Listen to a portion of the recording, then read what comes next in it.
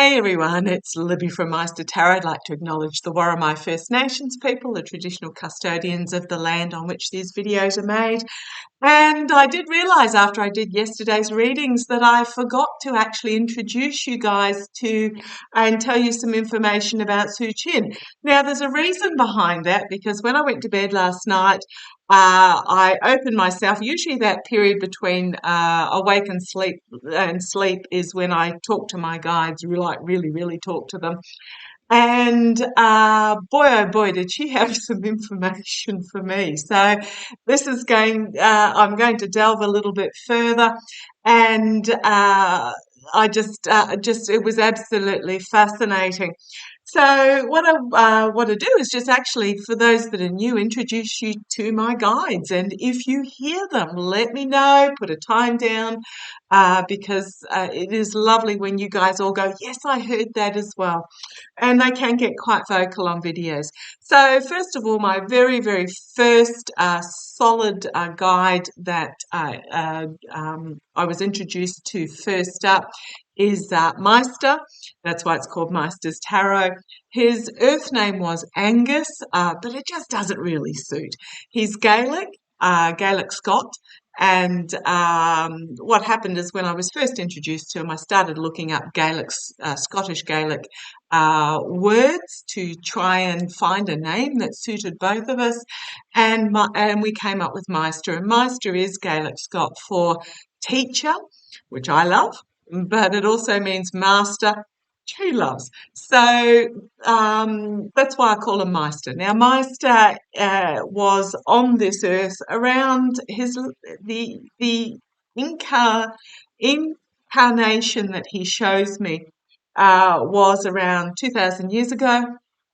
He was a leader and warrior of a tribe in the Scottish Highlands. I just see him as this beard, this hair,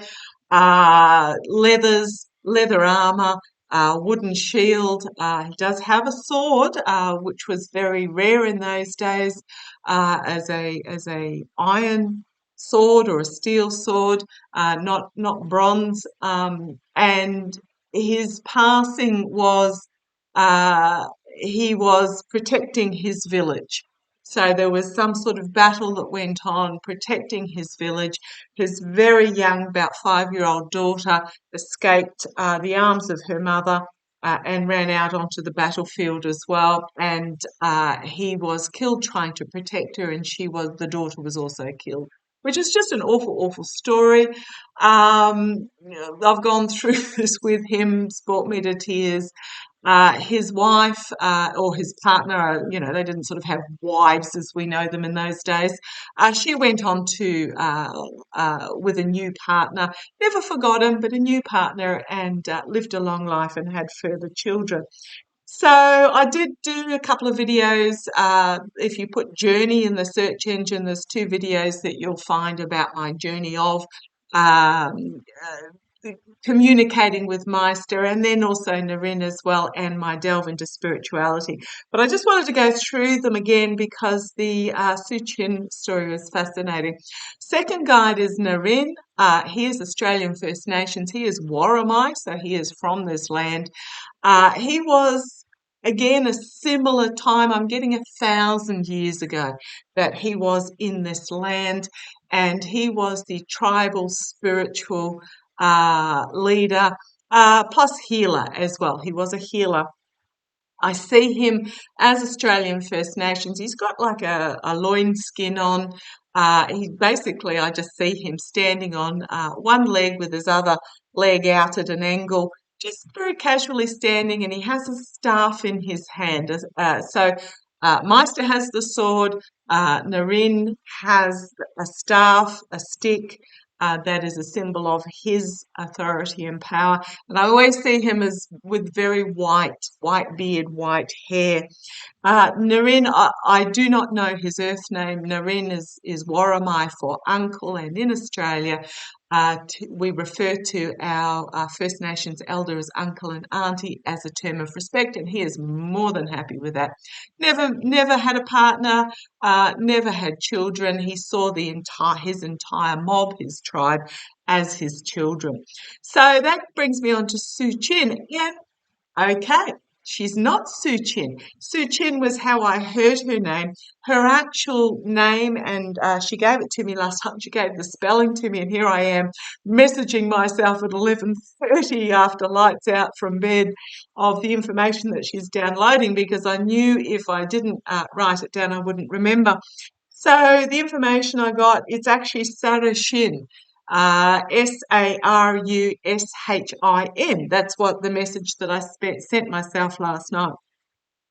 Fascinatingly enough, I looked up SaruShin this morning. I just put in SaruShin Japanese, and it's a name. It is actually a Japanese name.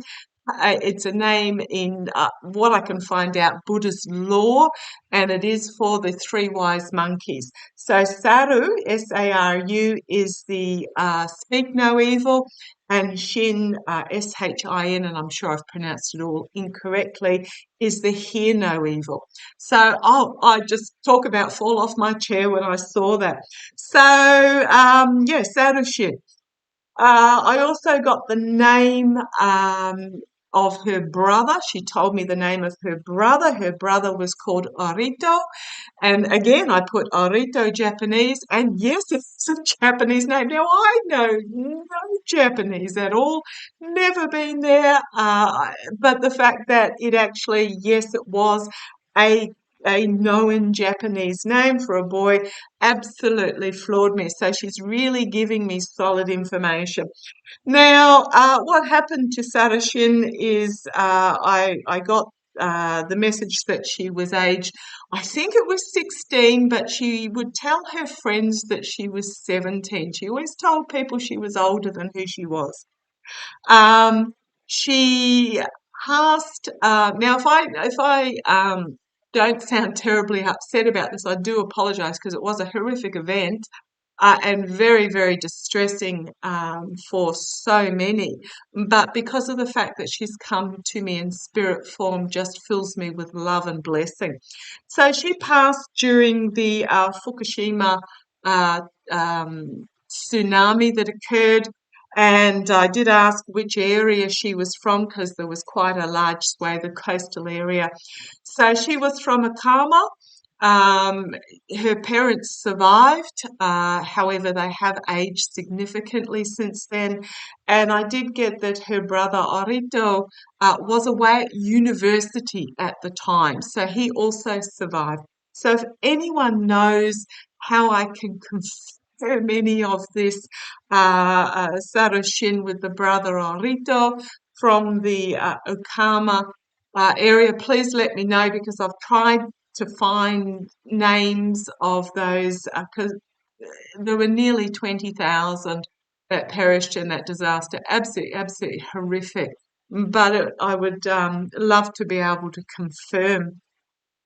So what I got was I went into her passing with her to see what actually happened.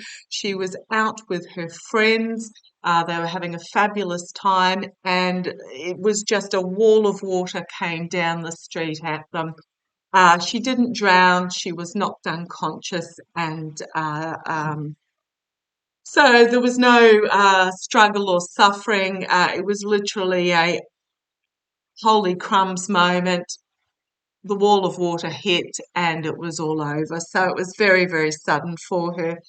So I'm, as awful as it is, I'm kind of feel thankful that there wasn't an ongoing struggle for her to try and survive. So that is my third guide, SaruShin. If you see her and hear her, She's a sassy 16, 17-year-old. If I say hello, Kitty, it's the long socks, the short skirt, the big baggy, almost like hand-knitted jumper, the pigtails. And she is just an amazing, amazing young lady who I'm going to say she's a wise old soul. So I'm wondering whether to draw some cards to see whether she actually has a message. I was going to use my Rider Waite, but I'm actually going to use my Light Seers just to see, SaruShin, if she has an actual message for us. So a little bit of a shuffle. As I said, if you know any way that I can verify this information, please, please, please email me at maighstirtarot@gmail.com. It should be in the About section, or just pop it in the comments. So let me have a look. SaruShin, do you have a message for us? And she wants those cards. Straight up, she's into it. Come on down. Well, do I need to go any further? Hold on to your dreams. Hold on to your star of hope and healing. Bathe in the light of the star. Do I need to go any further? Oh, she's then Tower Moment, but Tower Moment is not to be feared. This is very much the message. Oh, I feel like crying. I'm sorry.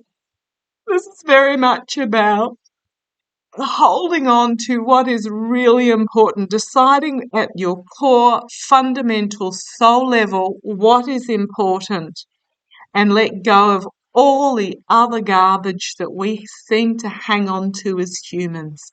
Possessions that we don't need but we feel obliged to hold on to. Friendships or relationships that have passed their use by date, but because there's history we feel obliged to hold on to. Ideas that are no longer serving us, opinions that have been proven to not be of service to us. Goodness me, what a powerful message she's giving us here. At your core soul level, what is really important to hold on to and let go of the rest, because it will be transformative as we go into this new stage, this new period. Yeah, and it is our choice. It is our choice to do so. Looking in the mirror at ourselves, do we see ourselves as restricted, as bound, as unable? It is not our true selves. We are not of this energy. It is time to step away from this how we perceive ourselves and step into our true being, our true purpose. Holy crumbs. Okay. What a message. Welcome to SaruShin. Huge love to her and her family. I would love to be able to find Arito and share the message with him that she is here in spirit. And wow, what a journey. Love to you all. Take care. Oh, wipe those tears. Look after yourselves.